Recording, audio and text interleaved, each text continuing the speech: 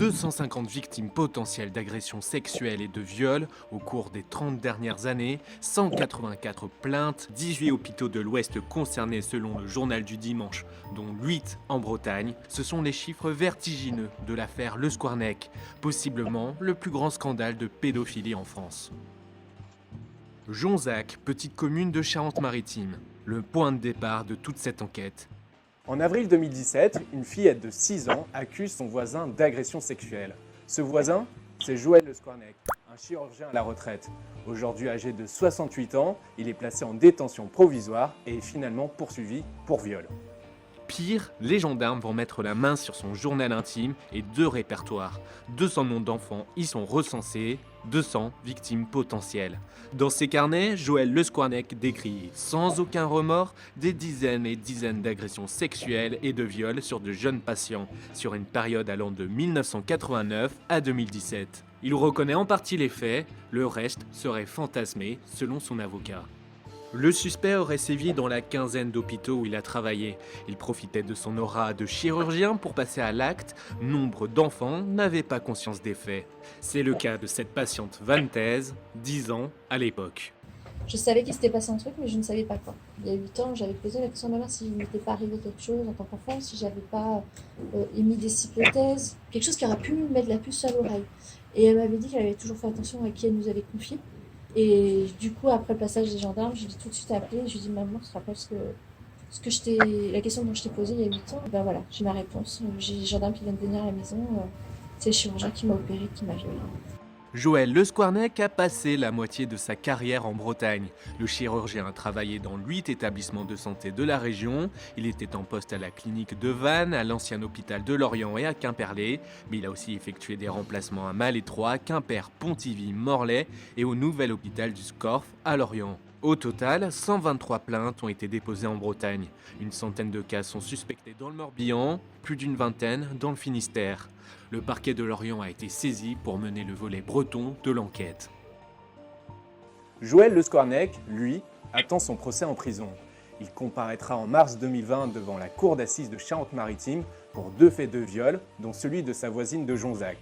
Quant aux 200 autres cas, il faudra encore attendre de longues années avant que l'enquête n'arrive à son terme. Deuxième son de cloche. Bonjour, c'est Jules Lavie pour Code Source, le podcast d'actualité du Parisien.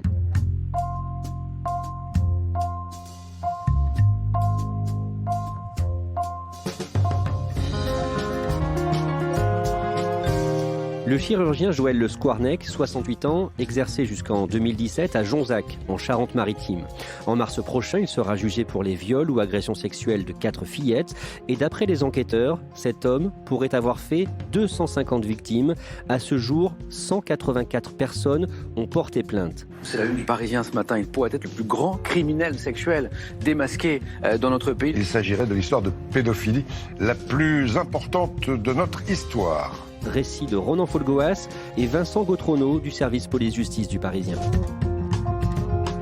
Ronan Folgoas, il y a quelques jours, vous avez rencontré une femme que nous appellerons Marie. Elle a 33 ans et quand elle avait 10 ans, elle a croisé la route du docteur Joël Le Squarnec. Elle était hospitalisée à la polyclinique de Vannes, polyclinique du Sacré-Cœur, pour une opération de l'appendicite.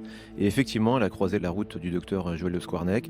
Le lendemain de l'opération, comme il le fait souvent et comme beaucoup de chirurgiens le font, eh bien, il visite sa patiente, un examen médical classique, au moins en apparence. Est-ce qu'elle garde des séquelles ensuite dans son adolescence et dans le début de sa vie adulte de ce qu'elle a subi à ce moment-là?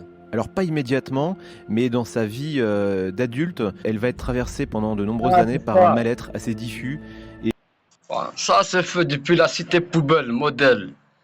Lapsus révélateur. Pendant que je suis chez ma mère, il passe crier du matin jusqu'au soir. Qui m'a ramené ici, c'est le foyer La Quenois, qui a octroyé ce logement à ma mère durant l'été 2023 pour me ramener ici, me faire enculer, sodomiser. Comme le maghrébin qu'on a forcé à faire une fellation via un Africain handicapé, c'est un viol ici à Cité Modèle dans les années 2010-2012.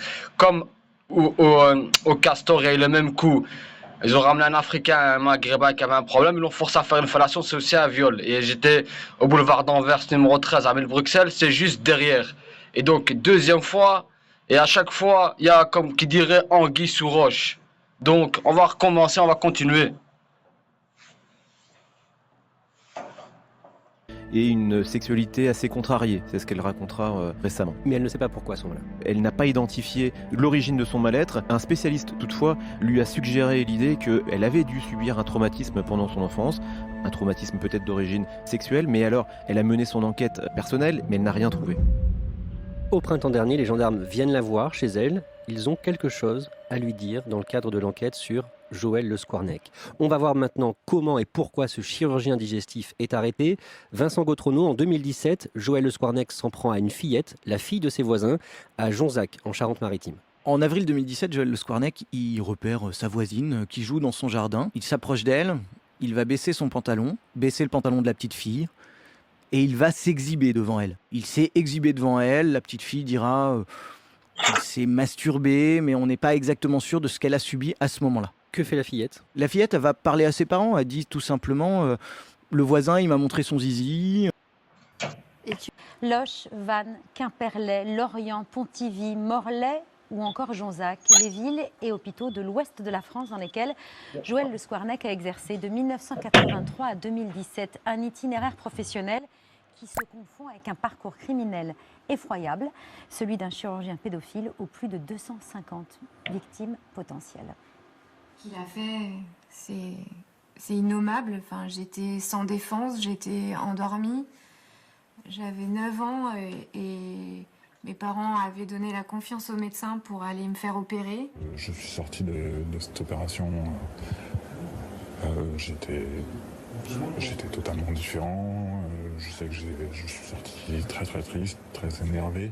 À la lecture des carnets, bien sûr, j'étais écœurée de ce qui avait pu être écrit, même les sentiments qu'il a pu avoir, parce que dans son carnet, il décrit bien ses sentiments, ses sensations, et c'est à vomir. J'attends avec impatience ce premier jugement. Pour moi, je veux qu'il fasse sa fin de vie en prison. Il n'a plus à sortir, cet homme. Joël Le Squarnec sera jugé à partir de vendredi pour le premier volet de cette affaire des viols.